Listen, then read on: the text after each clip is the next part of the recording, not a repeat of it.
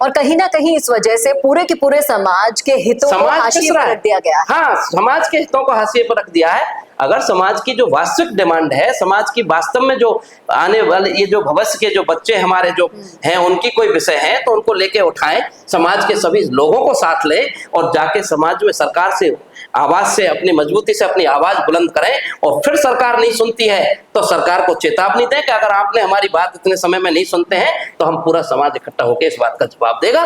इस तरह का प्लान करना चाहिए, ना कि ये नहीं। मैं तो एक चीज और कहना चाहता हूं इससे आगे बढ़ के कि एक चीज स्पष्ट कर लेनी चाहिए सभी व्यक्तियों को, समाज के बिल्कुल प्लेटफार्म पे जो व्यक्ति समझदार हैं उनको समझने के लिए बहुत कुछ जरूरी है। और सब जगह से ये आवाज मिल भी रही है कि संघर्ष समिति नए सिरे से गठन होना चाहिए और उस संघर्ष समिति का पैमाना होना चाहिए कि जिस व्यक्ति को राजनीति नहीं करनी है, जिस व्यक्ति को चुनाव नहीं लड़ना है, संघर्ष समिति में केवल स्थान वही प्राप्त करे तो वो संघर्ष समिति सर्वमान्य होगी।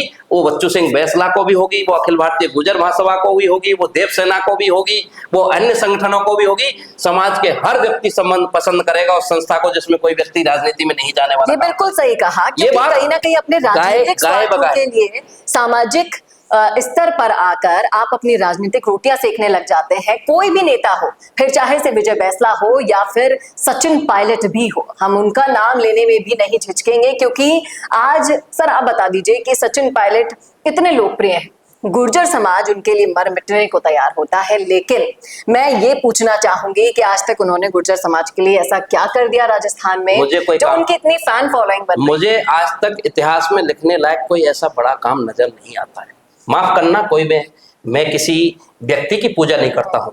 मैं समाज के लिए अच्छा काम करता है, मैं उसका सबका वेलकम करता हूँ, स्वागत करता हूँ। बहुत से ऐसे दर्शक हैं जो सचिन पायलट सीएम बन जाए, लेकिन सीएम बनकर क्या वो समाज का उद्धार कर पाएंगे? बनना ना बनना वो उनका विषय है, मैं उस विषय में नहीं जाऊंगा। लेकिन आपने जो क्वेश्चन पूछा कि कोई ऐसा इतिहास में एक काम बहुत बड़ा गिनाने को मुझे कोई नजर नहीं आता है कि समाज के लिए अलग हट करके कुछ ऐसा कोई इतिहास में नाम लिखा दिया हो कि भाई इससे समाज के लिए काम होता है। लेकिन मैं किसी की बुराई नहीं करता, मैं किसी की अच्छाई नहीं करता। विजय बैसला एमएलए बने, मंत्री बने, अच्छी बात। सचिन पायलट राजस्थान के मुख्यमंत्री बने, अच्छी बात, मुझे कोई तकलीफ नहीं। लेकिन समाज को झोंक करके, समाज को बलिदान करके, समाज का नुकसान करके अगर कोई व्यक्ति राजनीति करके अपने समाज का नुकसान करता है तो वो मुझे मंजूर नहीं है। इस बात के लिए चाहे मुझे कोई भी बुरा बोले, मैं कभी भी परवाह नहीं करता। हमारे दर्शकों का एक सवाल मैं आपसे पूछना चाहूंगी, एक आखिरी सवाल है कि ये तो रही बात कि अगर राजनीति आज विजय बैसला छोड़ दे या सचिन पायलट छोड़ दे तो उन्हें आप अपना पूरा सपोर्ट देंगे, पूरा समाज देगा, सारी समितियां देंगी? बिल्कुल सहमत हूँ पूरी तरह। अतुल प्रधान ने जो किया, केवल राजस्थान नहीं हिंदुस्तान उसको पूजेगा, उसका जय जयकार करेगा। ये बिल्कुल सही कह रहे हैं आप। विजय बैसला जिस तरीके से बीच में छोड़कर चले गए, लेकिन उसे एक नेतृत्वकर्ता को ये शोभा नहीं देता है। एक नेतृत्वकर्ता जब किसी चीज को मैंने कॉल दिया है, मैंने अपील करके लिया है, अगर मैं उसका समापन पूरा करके नहीं जाता हूँ, उसकी विषय सबको डिस्पर्स करके नहीं जाता हूँ, तो ये मेरी जिम्मेदारी से भाग रहा हूँ। लेकिन अतुल प्रधान ने उसे पूरा आखिरी समय तक संभाला, इसलिए उनकी तारीफ पूरे समाज में हो रही है, सोशल मीडिया में हो रही है। तो क्या ऐसे ही एक नेतृत्व की जरूरत है जो इस संघर्ष समिति का जिस तरीके से आपने सुझाव दिया, और मैं चाहूंगी कि आप लोग भी इस सुझाव पर कमेंट कीजिएगा कि क्या आप भी चाहते हैं या सोचते हैं कि एक नए सिरे से गुर्जर संघर्ष समिति का गठन हो और अध्यक्ष चुना जाए, तो कौन ऐसा योग्य आपको दिखाई देता है?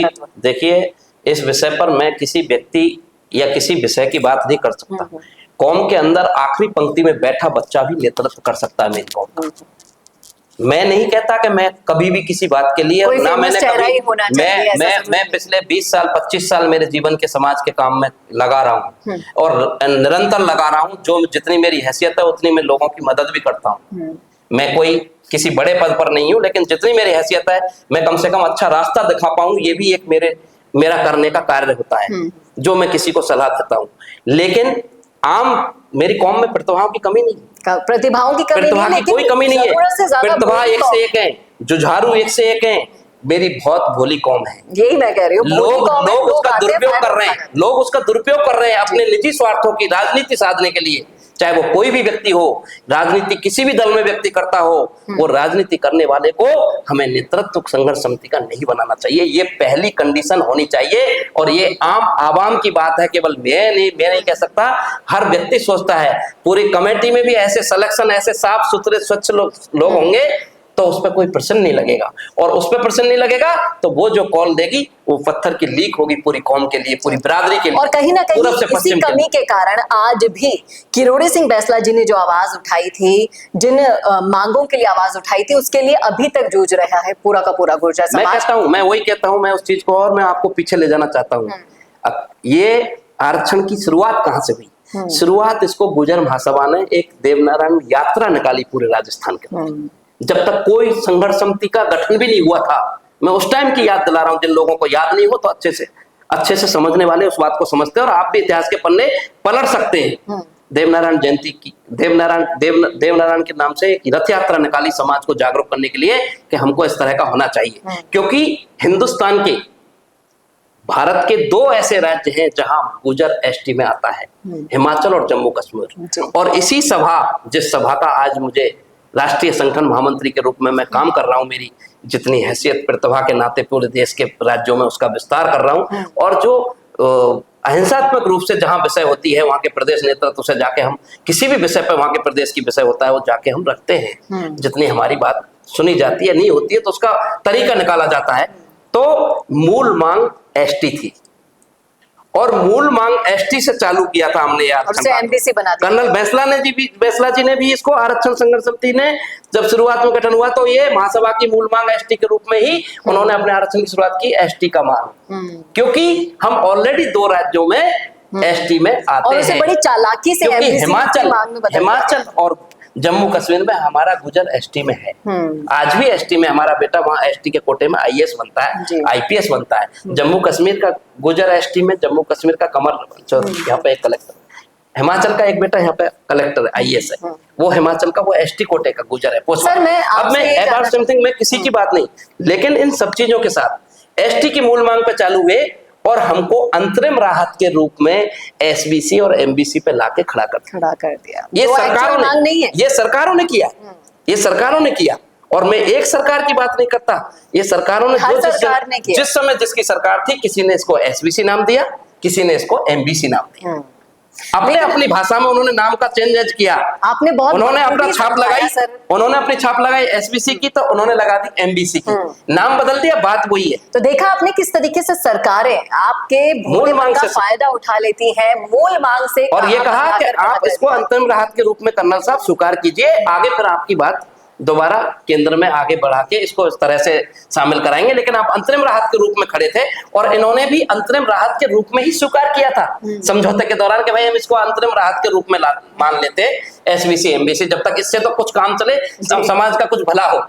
इस तरह से बात चला और फिर हम उसी पर अटके रह गए। समाज का भला तो नहीं हो रहा है, दुरुपयोग हो रहा है, फायदा उठाया जा रहा है। सर, मैं चाहूंगी कि आज पूरा का पूरा गुर्जर समाज हमें देख रहा है, बहुत अच्छी व्यूअरशिप भी है हमारे साथ, खूब भाई बहन हमारे साथ जुड़े हुए हैं। मैं चाहूंगी कि उन्हें आप एक कड़ा और सख्त संदेश ऐसा दे जिनसे उनकी भी आंखें खुले और वो सच्चाई को देख पाए कि आपको अब किसे सपोर्ट करना है। मैं तो आपके संवाद चैनल के माध्यम से पूरे समाज से, राजस्थान के साथ साथ देश में भी जो सुन रहा हो मुझे, मैं एक अपील और निवेदन करना चाहता हूं और साफ रूप से स्पष्ट संदेश देना चाहता हूं कि हम किसी के कहने से कुछ भी करने के लिए जो आमदा हो जाते हैं, पहले तो हम इस पे अपने आप पे कंट्रोल करें।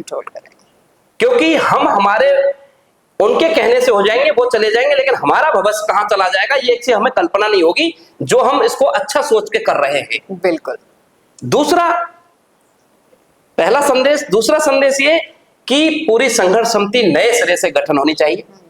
उसमें कोई भी व्यक्ति जो संघर्ष समिति का पदाधिकारी बने वो किसी राजनीतिक दल से जुड़ा हुआ नहीं होना चाहिए और उसका शपथ पत्र होना चाहिए कि मैं आने वाले समय पर भी कोई चुनाव नहीं लड़ूंगा, तो ही मैं संघर्ष समिति में स्थान करूंगा। राजनीति करने वाले तो सब लोग चाहेंगे अपना अपना कि भाई अपने दल की बात हो और अपने विषय उठे, अपनी पार्टी में मैं हीरो बन जाऊं और मुझे कोई पद मिल जाए, हर कोई चाहेगा जी। तो हम क्यों उसको मौका देते? समाज की जाजम तय करे, समाज में जो व्यक्ति राजनीति करे वो अपने दम पर राजनीति करे, समाज का काम जो करे वो समाज के नाम पर समाज का काम करे, और व्यवस्था के तहत हम किसी को बरगला करके, किसी व्यवस्था को वो उत्पात मचा के, नुकसान करा के, कौम को नुकसान करा के, इसको कितने जमाने हो गए। हम सुनते सुनते, देखते देखते वर्षों मेरे को हो गए। मैं भी 25 साल 23 साल हो गए सभा में समाज का काम देखते देखते। मैंने शासन में भी काम किया, मैं 15 साल शासन में भी काम किया है। मैं सब व्यवस्थाओं में काम करके, मैंने सामाजिक, राजनीतिक, प्रशासनिक तीनों व्यवस्था में काम किया है। लेकिन मैंने कभी जिंदगी में ये नहीं सोचा कि मैं समाज का कोई नुकसान करके, समाज को बरगला के और मैं कुछ राजनीति में हासिल कर लूं। जिंदगी में अगर मैंने किसी का नुकसान करके राजनीति में हासिल किया तो धिक्कार है मुझ पर, चाहे मैं ही क्यों ना हूं। और ऐसी ही सोच आप सभी की, इसलिए मैं कौम से अपील करता हूं, और कॉर्डली मतलब मैं हृदय से अपील करता हूं कि समाज के ऐसे लोगों को चुने जो वास्तविकता में समाज का भला चाहते हैं। या कोई भी व्यक्ति अगर जो कर रहा है तो वो राजनीतिक संन्यास ले ले और समाज का काम कर। उसके लिए बच्चू सिंह बैसला खड़ा होकर राजस्थान से सहयोग करने के लिए सबसे पहला पायदान पे खड़ा होऊंगा, और जितना मेरी ताकत होगी उसको जी जान से उनके साथ सपोर्ट में खड़ा करूंगा। बहुत बहुत शुक्रिया। कौम के लिए कभी पीछे नहीं, क्योंकि आज मेरी कौम मजबूत है, कौम जागरूक है, कौम का बच्चा बच्चा अपने उद्देश्य के लिए, अपनी व्यवस्था के लिए तैयार है, और कौम अपना प्रयास करके, अपनी पढ़ाई करके, मेहनत करके, उनमें एक अलग जगह है, एक चिंगारी लगी है कि हमको पढ़ेंगे नहीं तो हम आरक्षण भी मिल जाएगा तो हमको क्या फायदा मिलेगा। आरक्षण का फायदा भी जब ले पाएंगे जब हम पढ़ाई करेंगे। तो ये सब बातें नई नहीं है, ये बहुत जमानों से चल रही है और मैं भी वर्षों से सुन रहा हूं। लेकिन हम शांति से बैठे हैं, हम इसीलिए शांति से बैठे हैं कि कुछ अच्छा नेतृत्व आए, अच्छे लोग काम करें। अच्छे काम करेंगे तो उनका साथ पूरा समाज खड़ा हो जाएगा। जैसे शुरुआत में कर्नल साहब ने अच्छा किया तो पूरा देश का गुजर खड़ा था, और हम बड़े बड़े पंचायतें हुई, चाहे पुष्कर की हुई, कर्नल साहब के नेतृत्व हुई, तो पूरा समाज के राष्ट्रीय अध्यक्ष देश के पीके अन्ना पाटिल भी महाराष्ट्र की धरती से यहाँ आते थे। गोपीनाथ मुंडे भारतीय जनता पार्टी के यहाँ प्रभारी होते थे, मुंडे साहब होते थे, उनको बुलाते थे। हमारे इतना उनका महत्व था, उनका व्यक्तित्व था। किसी भी पार्टी का राष्ट्रीय अध्यक्ष की हिम्मत नहीं होती उनको बात करने के लिए कोई इंतजार भी करा सके, ऐसी हिम्मत नहीं थी, ऐसा नेतृत्व था राष्ट्रीय की समाज तो ऐसे लोगों की, उनका दमखम था, उनकी प्रतिभा थी, उनकी क्षमता थी। आज हमारा नेतृत्व बौना हो गया, हम एक टिकट पर बिक रहे हैं, एक टिकट के ऊपर हम बिक रहे हैं हमारी पूरी कौम को। क्या मतलब है? मेरी कौम में 20 एमएलए बन सकते, 15 एमएलए बन सकते। आज मेरी राजनीति का मटिया मैदान हो गया मेरे समाज का। कहां खड़ा है मेरा समाज राजनीति में? आज राज्य मंत्री की तरस रहे, कैबिनेट मंत्री, 3-3 कैबिनेट मंत्री होते थे किसी भी सरकार में। ये दुर्भाग्य मेरी कौम का, और इसके लिए श्रेय इसी को जाता है कि जो राजनीति कर रहे हैं वही समाज नीति कर रहे हैं। और जब राजनीति करने वाले अलग हो जाएंगे और समाज नीति करने वाले अलग हो जाएंगे तो टिकैत की तरह वो झुका पाएंगे। सरकार कदमों में आएगी, सरकार पूछेगी कि आपको क्या पद चाहिए। सरकार आपको सरकार बोलेगी, सरकार आपको हमसे कौन सा पद चाहिए, हम देंगे आपको। और इसी कारण लेकिन आज हम पद मांगने के लिए हमको संघर्ष करना पड़ रहा है। ये दुर्भाग्य मेरी कौम का। इससे ज्यादा बड़ा दुर्भाग्य कोई नहीं होगा जब तक इस समाज में बहुत जागरूकता आ गई है। लेकिन इस विषय की जागरूकता आना जरूरी है कि हमारे नेतृत्व करने वाले राजनीति नहीं करें और राजनीति करने वाले अलग करें। राजनीति भी करने की जरूरत है, लेकिन राजनीति वाले राजनीति करें और समाज की नीति में संघर्ष समिति फेयर काम करने वाले, चुनाव लड़ने वाले संघर्ष समिति में नहीं होने चाहिए। उनके लिए पूरा समाज और पूरे राजनीतिक दल के पदाधिकारी भी, उनकी हिम्मत नहीं है कि उनकी आवाज से बाहर चले जाए कोई भी व्यक्ति। उनकी आवाज में खड़े हो जाएगा पूरा कौम एक आवाज पर। जी बिल्कुल सही, लेकिन वो होना चाहिए फेयर काम। क्या कहते हैं सारे जो अपील सर ने की है, और एक सच्चाई आपकी आंखों पर से जो पर्दा हटकर आप दिखाने की कोशिश की है, क्या आप देख पाए हैं वो सच्चाई? और भविष्य पीढ़ी के लिए अगर आपको कुछ करना है तो आपको इन सभी चीजों पर अमल करना जरूरी है, और आज से ही करना जरूरी है। सर बहुत बहुत शुक्रिया अपनी कड़ी और स्पष्ट राय रखने के लिए, समाज को संदेश देने के लिए कि अब भी वक्त है, जाग जाइए, सुधर जाइए, नहीं तो जिस तरीके से अंधकार में आपका क्या असर होगा हमारा, आज हम कहां खड़े हैं, भविष्य भी हो जाएगा। हाँ। और हमेशा समाज हाशिए पर ही रह जाएगा। नमस्कार, मैं हूं फिर से चेतना शर्मा आपके साथ, और ऐसे ही वीडियोस देखने के लिए अपनी प्रतिक्रिया जाहिर करना ना भूलिएगा कमेंट बॉक्स में। आप देखते रहिए संवाद भारत के लिए। भारत का सबसे तेजी से बढ़ता हुआ डिजिटल न्यूज चैनल, जिसका परिवार 4,17,000 लोगों से भी ज्यादा बढ़ रहा है। वो संवाद न्यूज चाहता है हर जिले और हर राज्य में मीडिया पार्टनर्स। तो अगर आप बनना चाहते हैं संवाद न्यूज के पार्टनर्स, तो कांटेक्ट करें नीचे दिए गए नंबर्स पर। इसके अलावा अगर आप वीडियो एडिटर बनना चाहते हैं या फिर न्यूज इंडस्ट्री में बतौर इंटर्न सब सीखना चाहते हैं, तो संवाद न्यूज के जयपुर हेड ऑफिस में काम करने के लिए संपर्क करें स्क्रीन पर दिए गए नंबर पर।